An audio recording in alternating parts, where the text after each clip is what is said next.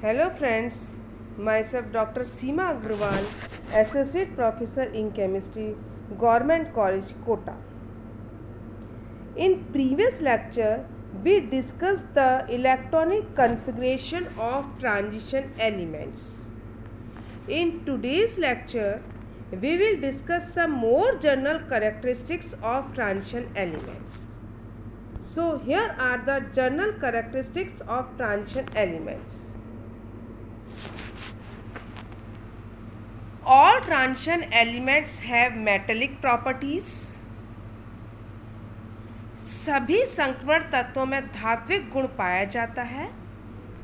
इनके मेल्टिंग और boiling point बहुत हाई होते हैं. फर्स्ट और सेकंड ग्रुप की अपेक्षा इनका घनत्व बहुत ज़्यादा होता है.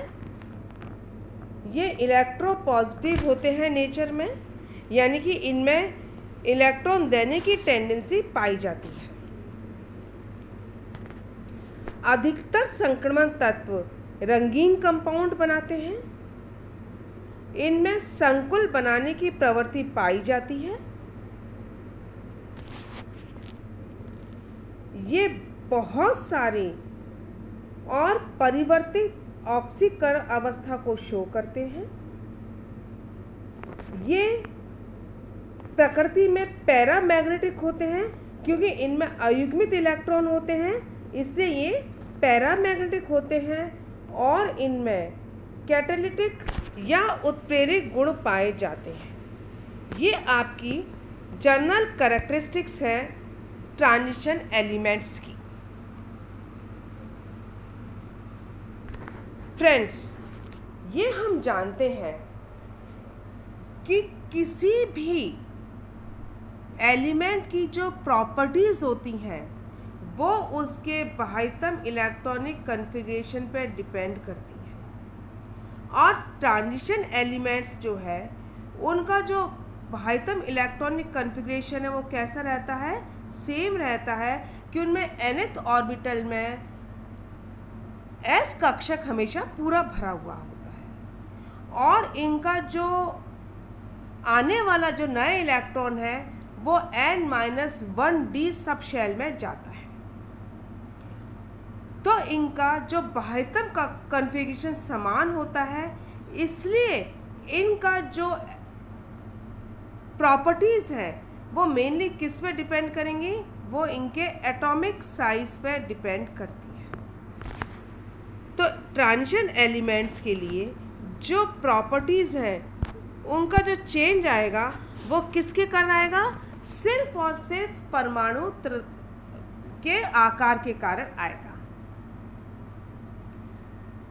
जैसे जैसे हम संक्रमण तत्वों में लेफ्ट से राइट की तरफ जाते हैं तब हम क्या देखते हैं, इनका एटॉमिक नंबर इंक्रीज होता जाता है.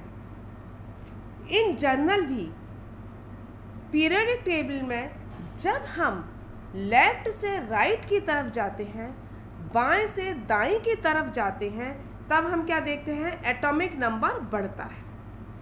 एटॉमिक नंबर बढ़ने के कारण क्या होता है, न्यूक्लियर चार्ज भी बढ़ता है. और न्यूक्लियर चार्ज बढ़ने के कारण क्या होता है, न्यूक्लियस का जो इलेक्ट्रॉन है, बाह्यतम इलेक्ट्रॉन, उनके ऊपर उसका आकर्षण प्रभाव भी बढ़ता है. ये बढ़ा हुआ आकर्षण एटम के साइज को कम करता है. लेकिन ट्रांजिशन एलिमेंट्स में इलेक्ट्रॉन किस में आते हैं, n-1 शेल यानी पेनल्टीमेट शेल में आते हैं. और इसमें जो बाह्यतम इलेक्ट्रॉन है वो पूरा भरा हुआ है और पेनल्टीमेट शेल में इलेक्ट्रॉन आ रहे हैं. तब क्या होता है कि जो इलेक्ट्रॉन क्लाउड डेंसिटी जो पेनल्टीमेट शेल की है वो इंक्रीज होती जाती है.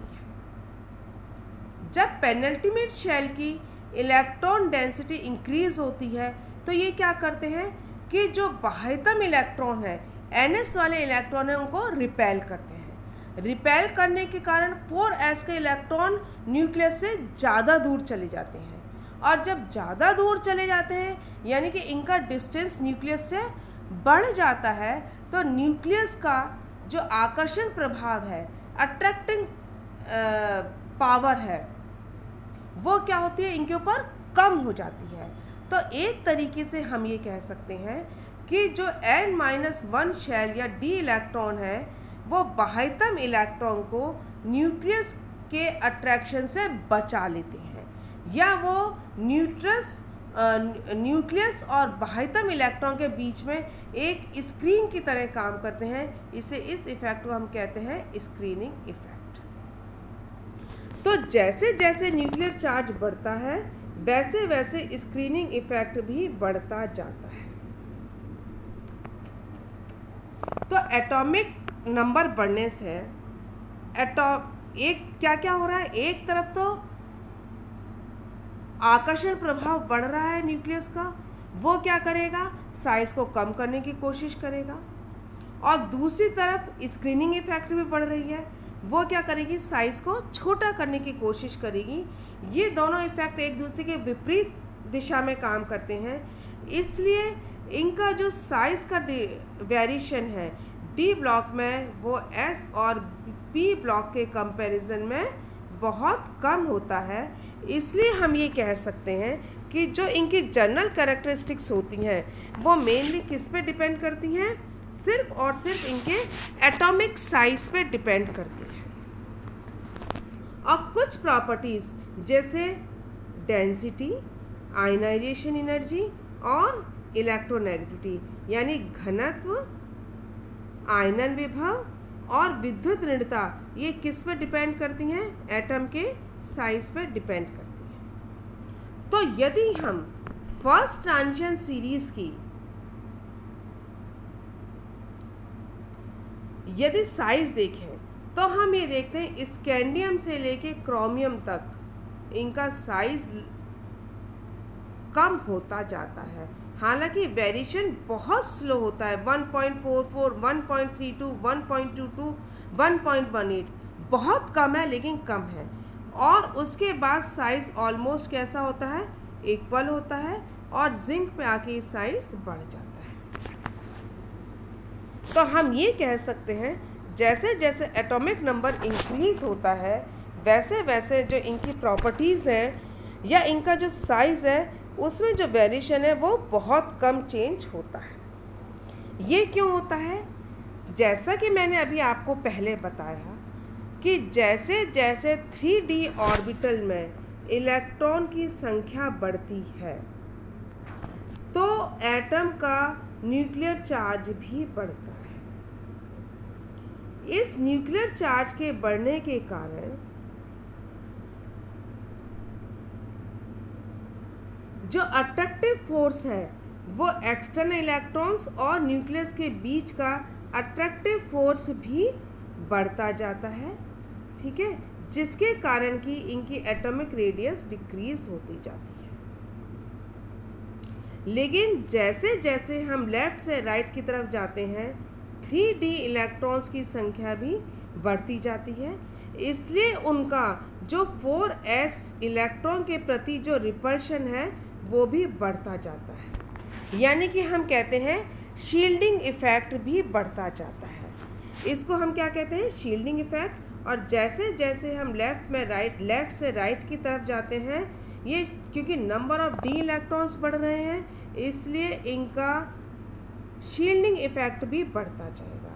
तो शील्डिंग इफेक्ट बढ़ने के कारण क्या है, वो इनके साइज़ को कम करने की कोशिश करेगा, बढ़ाने की कोशिश करेगा और जो बढ़ा हुआ चार्ज है वो इस साइज़ को इंक्रीज़ करने की कोशिश करेगा। ओवरऑल ये क्या होता है, ये साइज़ एक दूसरे को 85% कैंसिल कर देते हैं और इसके कारण जो एटॉमिक रेडियाई होती है वो सिर्फ 15% से बढ़ती है। फर्स्ट ट्रांजिशन सीरीज में स्कैंडियम से क्रोमियम तक अपन क्या कहते हैं, साइज में डिक्रीज होता है चाहे वो बहुत कम हो, ठीक है। स्कैंडियम से क्रोमियम तक साइज में डिक्रीज होता है, ठीक है, लेकिन आयरन, मैग्नीज, कोबाल्ट और निकिल में साइज में जो डिक्रीज है वो ना के बराबर होता है, यानी इनका साइज लगभग बराबर होता है। और कॉपर और जिंक का साइज थोड़ा सा बढ़ जाता है। ये क्यों होता है? जैसा कि मैंने आपको बताया, जैसे जैसे अपन लेफ़्ट से राइट की तरफ जाते हैं, दो इफ़ेक्ट काम करते हैं, स्क्रीनिंग इफ़ेक्ट या शील्डिंग इफ़ेक्ट और अट्रैक्टिव फोर्स।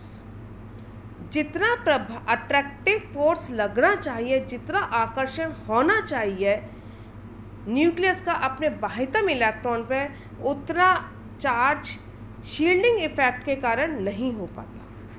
ठीक है, तो हम ये कह सकते हैं स्कैंडियम में एक ही इलेक्ट्रॉन होता है 3D में, टाइटेनियम में 2 इलेक्ट्रॉन होते हैं, वेनेडियम में 3 होते हैं और क्रोमियम में 4 होते हैं। ठीक है, तो यहाँ पे हम ये कह सकते हैं कि इनमें क्योंकि डी इलेक्ट्रॉन्स कम होते हैं, डी इलेक्ट्रॉन्स कम होने के कारण इनका जो शील्डिंग इफेक्ट है वो कम होता है और जेड इफेक्टिव ज़्यादा होता है। जब जेड इफेक्टिव यानी प्रभावी नाभिकीय आवेश ज़्यादा होगा तो क्या होगा कि वो बाह्यतम जो कक्ष के जो इलेक्ट्रॉन है वो न्यूक्लियस से ज़्यादा अट्रैक्ट होंगे, इसलिए इनका साइज कम होता है। मैग्नीज से लेके निकिल की तरफ क्योंकि नंबर ऑफ डी इलेक्ट्रॉन्स बढ़ते जाते हैं, इसलिए जेड इफेक्टिव और शील्डिंग इफेक्ट लगभग बराबर होते हैं, एक दूसरे के प्रभाव को कैंसिल कर देते हैं, इसलिए इनके साइज लगभग बराबर होते हैं। कॉपर और जिंक में